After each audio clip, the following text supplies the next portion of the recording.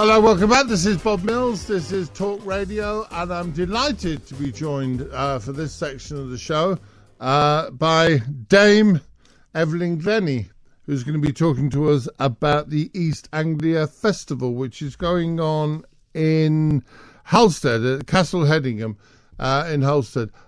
Dame Evelyn, very good afternoon to you. Hi, nice to see you. Tell us about the festival and what people can expect. Well, I mean, I'm a guest at this festival. It's the first time that it will be happening, which is fantastic. This one is slightly different because it's so eclectic, and it's basically trying to link up many different disciplines, artistic disciplines, from obviously musicians to dancers to writers, visual artists, and so on, and kind of getting behind the scenes of what people do. So in my situation, I'll be giving a talk or a conversation with the wonderful John Lloyd, and so this will be a chance for people to kind of get to grips with, well, what does it mean to be a musician, you know, rather than just standing up and playing out instruments as people would normally expect. But, you know, what actually happens when you put something like that together, when you put a performance together, what happens mentally, physically, what does listening mean when you're a musician, and so on and so forth. So it's a real kind of close-up zooming in of the guests who will be there. When you say what does listening mean, obviously that's a very powerful thing that you do, because people will know that you became deaf at quite a young age, and you've spoken so wonderfully about how you still listen, but you listen through different parts of your body, through bare feet and whole things, which is fascinating. Do you find that people always want you to sort of discuss that? It's kind of interesting because I think initially, you know, early in my career, yes, that was the main focus that people wanted to concentrate on.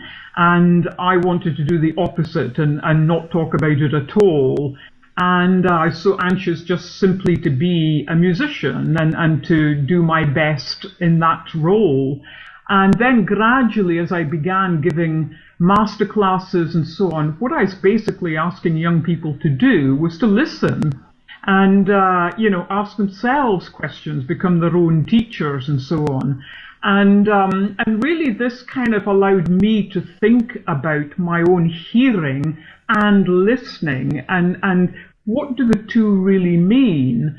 And I think that this was, you know, it took me many years to comfortably talk about my own hearing situation and my own journey, because of course usually with the media they want it, you know, reduced into a sentence or two, and that's really hard when it's such a complicated subject. Sure. The chat with John Lloyd will be amazing because he's such an interesting man. You are going to be playing as well, though, aren't you? So I'll be just having little handheld instruments that will, in a way, enhance the conversation. Not that it'll need any enhancing with John, but you know, it could be to demonstrate a particular aspect of what I'm trying to describe or explain. And I think that when you've got small instruments, handheld instruments that you can actually put on, you know, an audience member's lap or something, or ask them to hold, it's an amazing feeling because you suddenly realize that actually we can all produce sound, you know, and with percussion, it's just so incredibly accessible. You know, you can have an object and you can immediately create sound in a lot of cases. But it's more the fact that, you know, there's the sound and there's the physical feeling. And it's only once someone actually holds an instrument do they understand then, my gosh, there's still sound happening, even although the ears have stopped picking that up, but the body is still responding to that sound.